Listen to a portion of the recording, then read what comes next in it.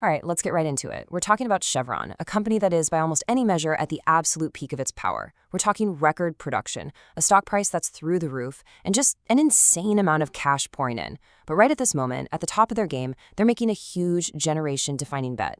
A move so big it could lock in their future for decades. Or it could become their most expensive mistake ever. So that really brings us to the core question we're tackling today.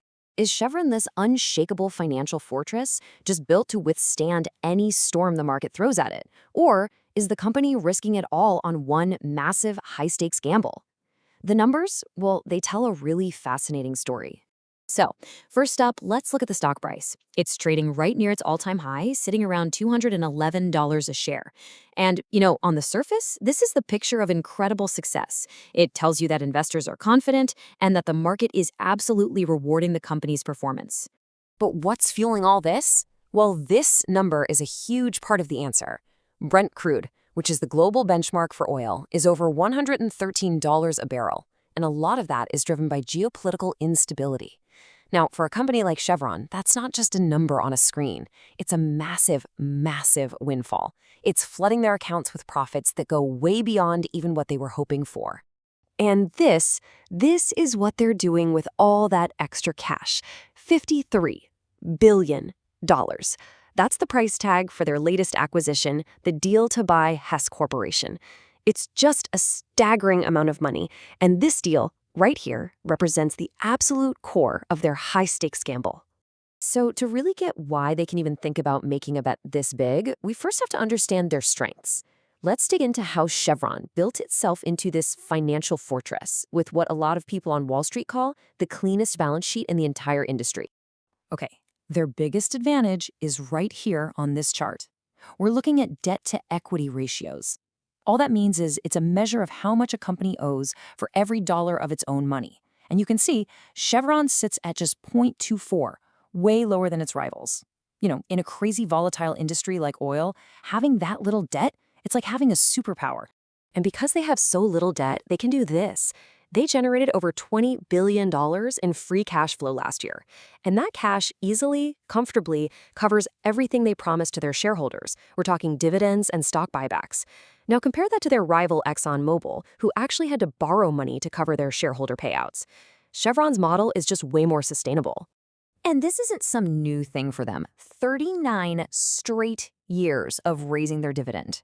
This makes them what's known as a dividend aristocrat, which is a title that's reserved for only the most reliable, most stable companies out there. It's a huge part of why investors trust them so much. So who's the architect of this fortress? That would be CEO Mike Wirth. Wall Street basically sees him as the living embodiment of capital discipline. His whole reputation is built on being relentless with cost management and having a shareholder-first strategy. But, as we're about to see, even the most disciplined leaders can't control everything. Because for all these incredible strengths, this fortress definitely has some vulnerabilities. And this is where the story starts to get really complicated as we begin to uncover the hidden risks, the cracks in Chevron's armor. Remember that quote just now? Capital discipline incarnate? Well, this number tells a very different story. $48.5 billion. That was the final cost of their massive TCO project in Kazakhstan, a staggering 32% over budget. On a project this size, that is not a rounding error. It's a multi-billion-dollar misstep. And here is another major crack. For all its discipline, Chevron is simply not as profitable as its biggest rival. And the gap it's huge. $12.3 billion in net income for Chevron versus almost $29 billion for ExxonMobil. Now, part of this is just about Exxon's sheer size and a different mix of assets, but the bottom line is the same. Chevron is less than half as profitable, and that puts immense pressure on them to find new ways to grow. And the pressures just keep piling on. In Washington, politicians are talking about a windfall profits tax. Actually integrating that huge $53 billion Hess acquisition is not going to be easy. Global conflicts could threaten key shipping routes like the Strait of Hormuz. And oh yeah, compared to its European rivals, Chevron is way behind on a long-term renewable energy strategy. All of this just creates this real sense of urgency inside the company. So you've got all these challenges, all these pressures. What's Chevron's big answer?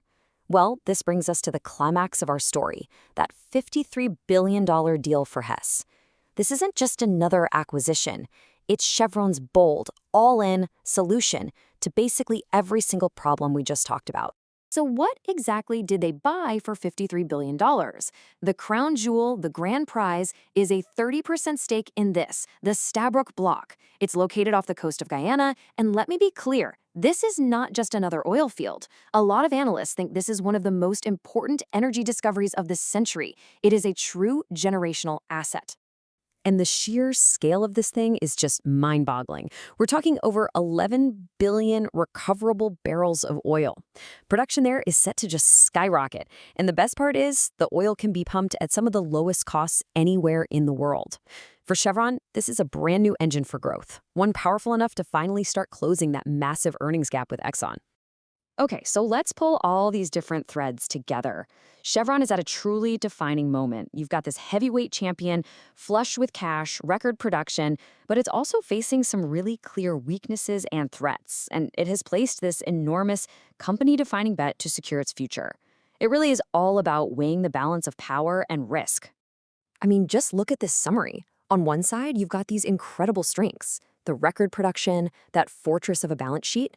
But then you look at the other side, the weaknesses, like that massive TCO overrun and the big earnings gap.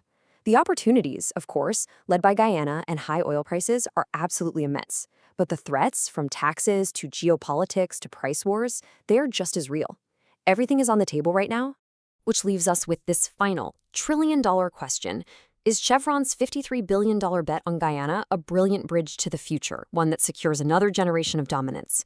Or have they just paid a massive premium for the last great prize of a fading oil age, right as the rest of the world starts to pivot away? The answer to that is going to define not just the future of Chevron, but maybe the future of the entire global energy landscape.